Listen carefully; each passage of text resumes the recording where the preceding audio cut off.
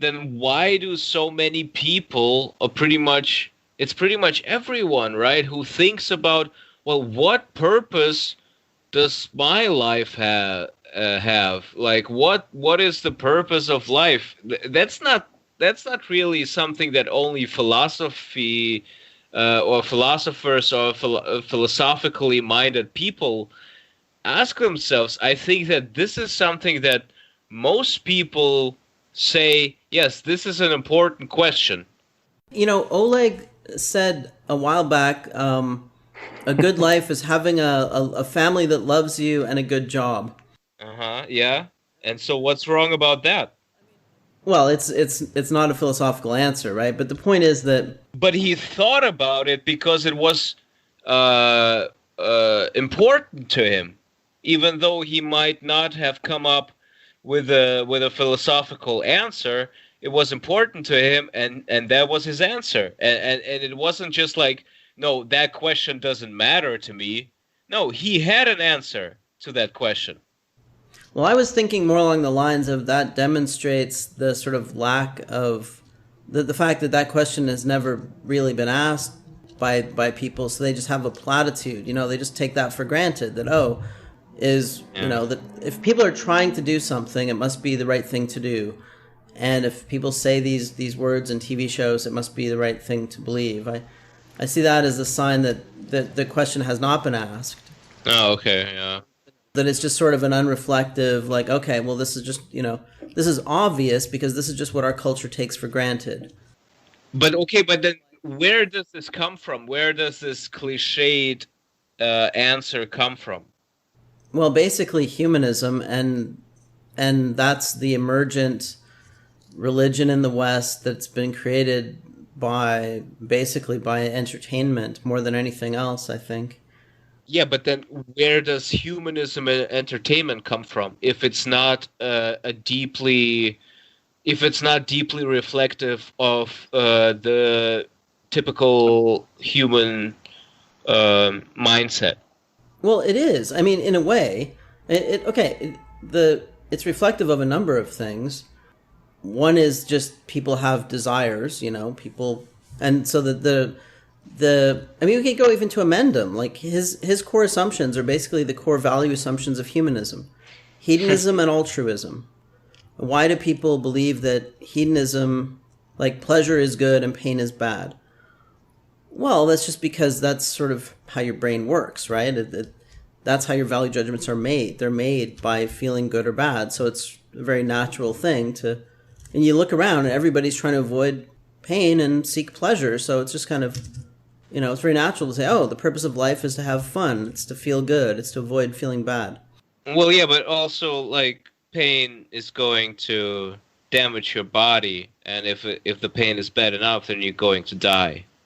Well, yeah. I mean, people assume that life is good and death is bad as well. I mean, there are some other assumptions in there as well. But, I mean, Amendum doesn't think that. So Amendum's taken it down to this core, really simple view, right? Really distilled view. But I think that is basically, like, I don't think humanists necessarily think death is bad. They just sort of, they have a kind of fairy tale understanding of life. So they think life is basically good because I get to have fun. Because I get to do fun Yeah. stuff, and I Yeah, think it's just all that's very true. Yeah. unreflective, you know, subconscious assumptions. And then the altruism thing, well, that's just what everybody's always pretending, right? Everybody's always pretending that they're good, and they're always competing to be better than others. So those are the core value assumptions of our society, of our culture, I should say. Altruism and hedonism. Altruism is the moral assumption, and hedonism is the personal value assumption, that that's what's good for you as an individual. And altruism is the idea that you should not just pursue your own pleasure or your what's good for you, but also do what's good for others, right? And that is Yeah. reinforced by every movie and TV show, and it fits into our emotions and our post-Christian culture very neatly. So it's understandable. That's the ordinary worldview. But I think that is kind of breaking down in a way. I don't think that those Mm. assumptions are being abandoned, like at a subconscious level. But what I see is that I think people are feeling dissatisfied with their lives in the sense that they don't get a feeling of purpose from their lives. Like this hedonist thing is all about acting into your subjectivity, right? Yeah. So you don't accumulate anything because subjectivity doesn't accumulate, Yeah, right? you're just basically fapping all day long, and at some point you're feeling kind of sore, and you're thinking, well, look, this isn't really doing it for me anymore, right? It's kind of like that. Yeah, and I think that a lot of the things that gave people a sense of purpose and direction have been taken away by modernity. Things like family. Because it was disconnected from any sense of I gotta work or I gotta do something to accomplish this sense of accomplishment. Partly, but also mainly, I think simply because of the change in our like reproduction, and also because life got really easy. So it was this combination of abundance and self-imposed low fertility. So like Hmm. if you have a kid, like let's say, okay, sex feels good, right? Like let's say you fall in love with a girl, that feels great. You know, make all kissy smoochy faces at each other, and you have no. I mean, it's nice, right? It doesn't last forever, but that feeling is great, right? And not just the sex. Sex is great too, but love is great. But its natural trajectory is toward making a baby. So the way it's supposed to work, supposed in quotes, is that you have the feeling of love and you bond and you have sex and that feels great, and then in 10 months a baby pops out, and that gives you a new sense of purpose, right? And then you focus on taking care of that baby. So the cycle of reproduction gives people this natural purpose, right? We have some like unreflective, unconscious, intuitive meaning and purpose. It gives you something to do. It presents you with a problem. The baby's diapers they need to be changed. The baby needs to be Right. fed. And when the baby looks at you and goes goo goo gaga, you feel really good, right? So you follow that natural trajectory and you have that kind of intuitive purpose. You don't need a philosophical purpose. That kind of purpose, which is natural, which is intuitive, and which also has something outside of yourself to focus on. So you're not just trying to act into your subjectivity, like going on a vacation or whatever. You're acting into the world. You're bringing up a child, and you can see the child grow, and you can see that you're doing something. You're accomplishing something. Hmm. Yeah, yeah, the progress is real important. That's also like the key point in all of those video games and all of those like uh even like social media, right? Where you're getting well, I don't know, on social media it's more like it's a constant stream of things more than it is a progress. Because you always click on those notifications and they go away, right? Well, those things are designed to sort of keep you engaged, yeah, and keep you doing stuff. Yeah. That's like a hamster wheel. I mean, all of these mechanisms are like hamster wheels, right? I mean, in your brain there's a hamster wheel, but it drives you to do things in the world that actually do things, like that actually make differences. And those are hijacked by like scientists, psychologists, whatever, who um, develop all these platforms and games and stuff like that to basically to hijack your sensibilities. Yeah, our brains are definitely being hijacked by a lot of things. Entertainment, video games are a newer thing, but they've been getting hijacked for a long time. Yeah, it's really interesting with video games because I basically I started playing them when I was like 6, and but I completely stopped like a couple years ago, like 2 years ago or something, because I completely just lost interest, and I'm wondering about that, like why? Yeah, I don't know. I mean, I mean, I didn't expect you to have the answer, but I guess I kind of replaced them with just podcasts and stuff like that. You know, where I can just feel like I'm progressing in the sense of I'm learning new stuff, but it's just the interesting part of it is that they were such an important, or I guess such a big part of my life for more than 20 years, or about 20 years, but I could just drop them suddenly, and I didn't care. Yeah, well, you might have just outgrown them, I guess. yeah, I mean, Yeah. something similar happened to me as well. I mean, I don't play video games or watch TV or do any of those things, but I used to watch TV all the time when I was younger. Hmm. Yeah, I don't know. After a while, you just get bored of it. I think that's just kind of natural boredom with these things. But I just wanted to finish that idea though about us losing our purpose, like, or our intuitive sense of purpose. Like we've lost the family, which was a big part of it, has been lost or reduced. So maybe you have one kid now, or maybe you have no kids. For a lot of guys, they're incredibly frustrated sexually because they can't get a girlfriend or a wife. So there's that huge, growing number of men who don't even have any sexual outlet or any sense of progress in that way, right? Hmm. Uh, and for people in careers are, I think, they don't give you much of a sense of purpose. Um, they maybe some of them do. Maybe some, there's this desire to have a meaningful career, but mostly you're just pressing buttons, you're just turning cranks, you're not doing anything very interesting, and you kind of reach your ceiling in your career fairly early on. Yeah. Right. The other thing is that our civilization is not progressing.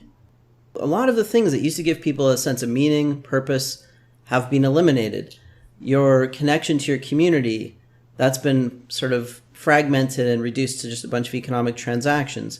Your connection to your society, now it's just citizenship. There's no shared culture, there's no shared purpose or past or destiny or anything like that. Your family has been kind of eroded. You've retreated into this fantasy world of video games and, trying to just act into your subjectivity all the time, which basically is just masturbation. Yeah, it's either virtue signaling on Twitter, or it's video games, or it's nothing. Yeah, and I think this, I don't want to be too melodramatic, but I think the ordinary worldview is starting to break down because it doesn't give people something that intuitively feels like purpose and from which they get a sense of accomplishment and progress in their lives. And also, when they look at our civilization, they don't see progress. Like, we're not getting the kinds of real progress we had in the 20th century. And I think people are turning to art, like, sort of these fake, like moralistic movements, like, the transsexual thing. We got to get transsexuals. They have to, be allowed to use the washrooms and get married and all this stuff. It's just like an attempt to find something to give their lives meaning. And I think even people switching their sex is almost part of that too. Like, I think a lot of them are doing it just because, like, they don't know why their lives seem so meaningless and empty, and they think, oh, well, maybe if I, do this thing, at least I'll get some attention. Yeah, right. Yeah, it's either attention, or maybe I can further this cause or whatever. But it's so ironic that probably this makes it even worse, right? Because it destroys families. It destroys the traditional way of living, and it furthers this, well, degeneracy, whatever. Like, I don't want to go all like Christian morals on this, but basically that's what all those people are opposing, who are still trying to hold on to like Christianity and stuff, trying to hold on to this structure.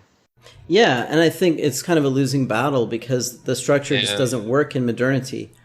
But yeah, it's like, in a way, philosophy is starting to become relevant because people don't have a religion that makes sense. They don't have a path through life that works. And so a lot of things are coming into the Overton window that are mhm, really philosophical questions at heart. You know, like fake yeah, news is really a question of epistemology, right? yeah. It's epistemological What? Yeah, skepticism, right. you know? What source can you trust? How do you Yeah, know that something is true? right. That's one step removed from what is truth. Yeah, And a lot of these political movements are one step removed from a philosophical question of what is value or what is good or what should we do, right? Like that's what politics is really about. What should we do? And we don't have a way of answering that question because we don't have a shared value system. right. But like, geez, but this is like the real important, like that's the main point. How can we have a shared value system if we're all fragmented? For example, you, BG, you might have like the best value system out there, but nobody shares it. Like you have this Discord server that we're on, and we have these discussions and whatever, and we might even agree with each other. But that's nothing. That's like a drop in the bucket. Jeez. Pretty tough on me. Well, I know what can I mean. I'm one person, right? What can I do? Well, we have to create a shared value system, but we have to. It's going to have to be done philosophically, or it might emerge culturally in a different way. You know, and some of these things are sort of emerging. Like Islam is rising. A lot of these fundamentalist religions are rising because they give people answers. They don't give them great answers. They don't give them honest answers, but they just give people simple, clear answers. Like Jay Dyer says, hey, this is what you have to believe. This is what you have to do, right? Or Jordan Peterson, hey, there's 12 simple rules. You just follow the 12 rules. Why is Jordan Oh Peterson so yeah. damn popular? Yeah, that reminds me of something I wanted to say at the beginning of this. That um, purpose is basically most of the time it's just a structured day. It's like just your structured livelihood. You wake up at a certain time of the day. You go and eat your breakfast. You make your bed, and blah blah blah blah blah. You spend your day in a structured manner, and that gives your life purpose, quote Yeah, unquote. well, for an ordinary person, it's a hamster wheel that seems to be going somewhere, Yes. right? It's like they go around and around in a cycle, but they do get a sense of that they're going somewhere, that their life is advancing towards something, right? Like seeing your Yeah. kids grow up or advancing in your career, getting respect from your community, you know, accumulating wealth, whatever. But those things have largely been eliminated. Well, right, and then you say, well, now it's Islam, now it's Christianity or whatever. Christianity is trying to come back or whatever, and now it's Islam. But yes, but that's the point, is that it you have to have an all-encompassing belief system where everybody can first of all understand it, and then be on board with it, and then have a mutual goal. And that's only possible basically with religion. Or maybe you can like, well, Yeah. humanism, whatever, is maybe a contender, but it's stupid. Like it's dumb. But if it's like something sophisticated, then you're basically the only one who holds that position. And so what are you gonna do with that?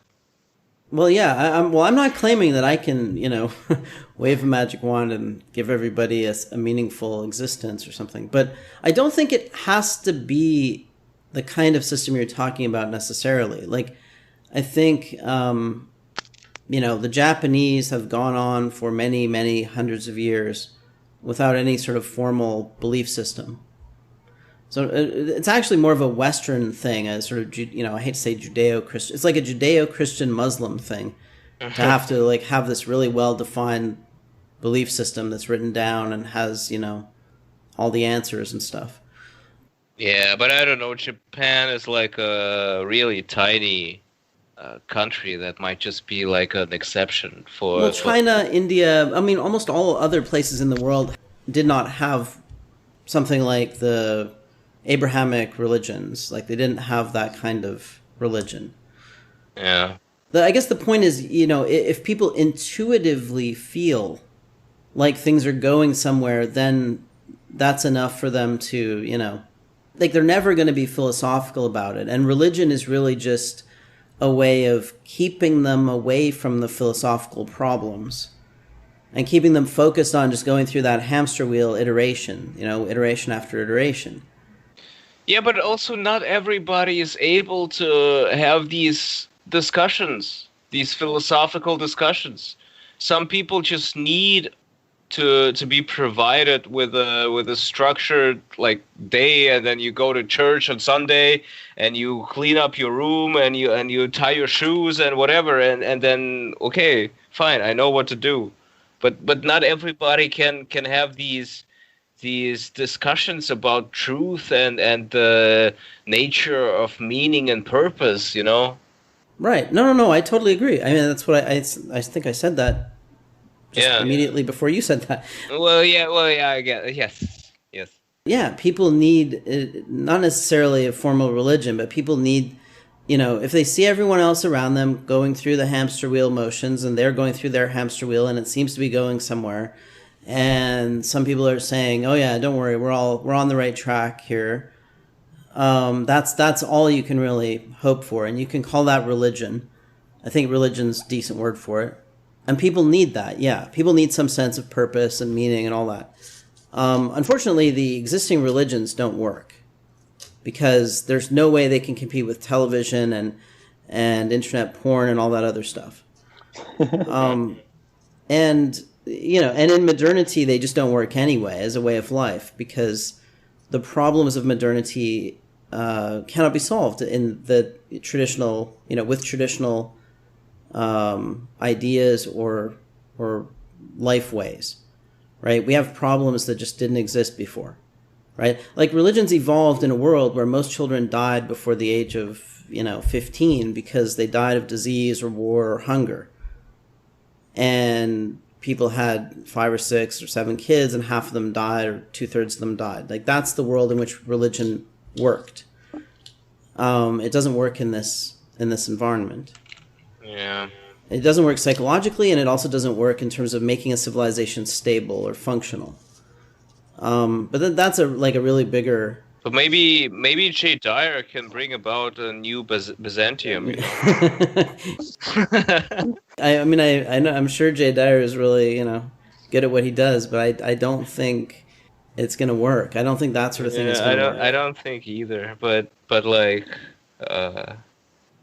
It would be so much easier if it were possible, if you could do that, Well, I don't have a simple answer to this problem, but I think the first step is understanding that there is this lack of purpose, that it's not just a philosophical thing for guys like us to talk about in philosophical terms, and there's this bigger issue in our culture that the assumptions of the ordinary worldview are running into kind of experiential contradictions. Like they're just running into reality. And I think that's why we're seeing such hysteria also, because people are getting hysterical because like they assumed, hey, things are supposed to go a certain way and then they don't, or my life is supposed to be great and they don't feel like it is. And that's, I think, opening the door to all these other things, whether it's the alt-right or social justice or, the return of Orthodox Christianity or whatever it is, or fundamentalist Islam, because it gives people easy answers, or Jordan Peterson being able to sell 1 million books. People want easy answers. They don't want philosophy. They want a simple answer now. They want 12 steps or whatever. Yeah. or some book that's guaranteed to be correct. And the question of how do you create a religion that would work in the modern world, and how do we fix it, that's a topic for another time. But I just wanted to get across the idea that there is this lack of purpose, and there is this kind of it's not the what was that phrase you used before, state of denial, immanentize the eschaton or something. Oh yes, yeah. This is like immanentizing the philosophy or nihilism or something. It's people don't consciously understand these philosophical problems, but they're coming into their lives in a sense, like they're feeling them, even if they can't think them, you know. And I think something like the yellow vest is people feeling a lack of purpose, and that their society is going nowhere. It doesn't give them any sense of accomplishment to be part of France. Well, let me see if I can just jump in here a little bit. I question whether this is even something that can be addressed. Just don't you think that a big driving force of this problem of lack of purpose is just the fact that we've become so, what's the word, like everything is just opened up like on a global scale. Like in this conversation right here is 3 different countries, 2 continents, the 3 of us are from. So we're opened up to all sorts of different cultures and beliefs from all around the world, and that's it gets to a point where it's hard to stand on your own beliefs and values. Yeah, that is part of it. And that creates the appeal of something simple, whether it's humanism or fundamental. I mean, fundamental Islam is not simple, but it demands something very simple, which is just kneel down and obey, basically, right? And we'll tell you what to do. People don't like freedom. They don't want the freedom to think. They don't want even the freedom to act. They want to be put into a hamster wheel, I agree that is part of it. It is partly the internet. It is partly the opening up of a global culture. Like the interplay of all these different things makes all of them seem absurd or wrong, or at least lacking a foundation. Yeah, I don't have an immediate response to that. Is there something else I wanted to mention? I can't remember. Well, now you've killed the conversation. You threw that out there, and then you just walked away from it. I mean, sorry, you can, just can you agreed, I repeat guess. that? Because I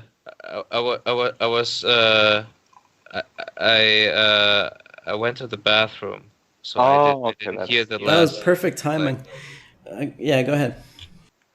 Well, I just mentioned that I think a big driving force of all of this is the fact that we've completely opened up on a global scale. So now, because of things like the internet, we can basically see and interact with people all around the world. Like this conversation itself. We each from different countries, 2 different continents. It's 9-hour difference, I think, at least between BG and me. So it's like almost the biggest difference you can get, right? 12 hours would be the biggest difference. And so sure, I understand what you're getting at. Yes, it's like, but and so I guess then we could talk about if it's a good thing. But I think that the ultimate progression or the ultimate result of this is that it's a kind of how do I say that? Well, it's a kind of the entire globe, like it's a global culture, right? Yeah. It ends up being like well, I mean, you could use different language, like you could say, yeah, they're gonna make us all into gray people and whatever, but ultimately that's what it comes down to, right? There is a kind of global cognitive dissonance that's caused by interacting with all these other cultures. I think the West was insulated from this for a long time because our culture was sort of demonstrably superior and it was going somewhere. So we could Mm-hmm. interact with other cultures and kind of look down on them and say, well, yeah, that's quaint and that's cool and everything, but we're not threatened by it. All And right. I Yeah. think other cultures probably were very threatened by us and had a lot of cognitive dissonance when they came into contact with us. And I think now, though, because we're kind of faltering and falling behind in certain ways, especially biologically, we're fading away. This is bringing cognitive dissonance into our culture as well. But yeah, I mean, Mm-hmm. when you bring an opposing view into consciousness, it brings your assumption into consciousness as well, and it makes it a contingent proposition rather than an assumption, right? Unless you can quickly dismiss the opposing view. So I think that is part of it, but I also think modernity is part of it too. That we're in an environment that's so different from what we evolved to be in, and we're living lives that are basically just masturbation, so that they don't give us any sense of progress or purpose or meaning. Yeah. It's all virtual. Well, do you think that perhaps individual freedom might be part of this? So we're no longer part of this more stringent cultural norms that impose certain standards on us. It's much less than it used to be. Yeah, I think so. I mean, like sexual freedom is one of those things that, Oh yeah, definitely. it liberates people from biology in a way, right? Like birth control plus the sexual revolution. Well, it liberates them from their purpose. Yeah, it liberates them from purpose, exactly, from a natural purpose, but it also yeah, but I think also like having the psychological freedom to say, "Oh, I think I'll be a woman instead of a man," or Yeah. I can be anything I want to be. This creates a lot of anxiety because now you're responsible for all of these things. But it's actually interesting. I just thought of this, like all of this talk about purpose, and we're gonna find our purpose. We're gonna look for purpose. I don't think that was the case, even like well, at least before birth control was widely spread, right? Because then you didn't really have to think about it. You had your purpose automatically delivered to you or to your front door, kind of thing, right? Yeah, you were kind of locked into a certain way of life that was natural and that had an objective purpose, and your objective purpose was forced on you by your Yeah, emotions and by your environment. You would want to have sex. If you're going to have sex, you're going to make babies. And then society would force you to marry someone, not just, run around and have sex with people all the time. So you got locked right. into something like that. And like I said, the natural progression of love to a baby is a year-long thing at most. And if you don't Hmm. if you don't have a baby after a year, the relationship starts to deteriorate. So that's, I mean, like even love is sort of fading away.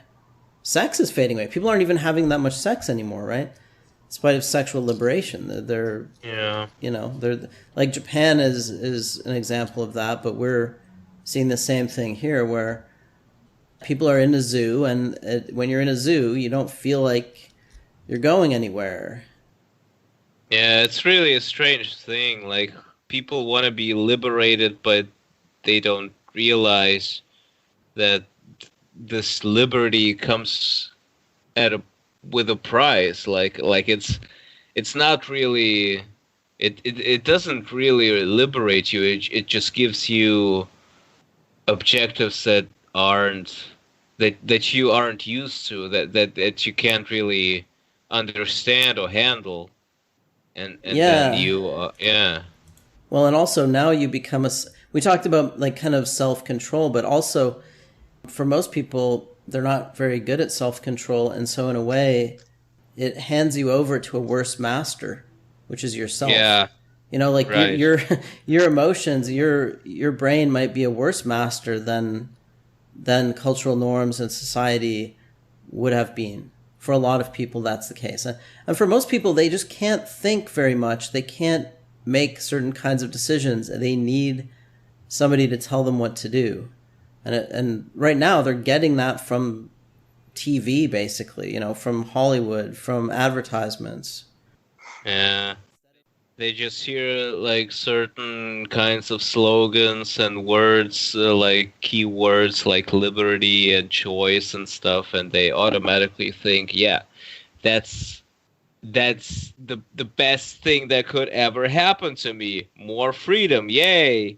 But they don't really think about the implications and the consequences, and yeah, it leads to, well, I don't want to say disaster, but it leads to a bad outcome. Let's say. Yeah, I mean, at least from a biological perspective, it's a bad Yeah. outcome. Yeah. I gotta get going because I have to go get my groceries and stuff. Let's wrap this up and I guess just end it here. It's good talking to you guys. Yeah. I'm gonna It was end the fun. call now, but I'll see you in the chat. See All ya. right. All right, bye.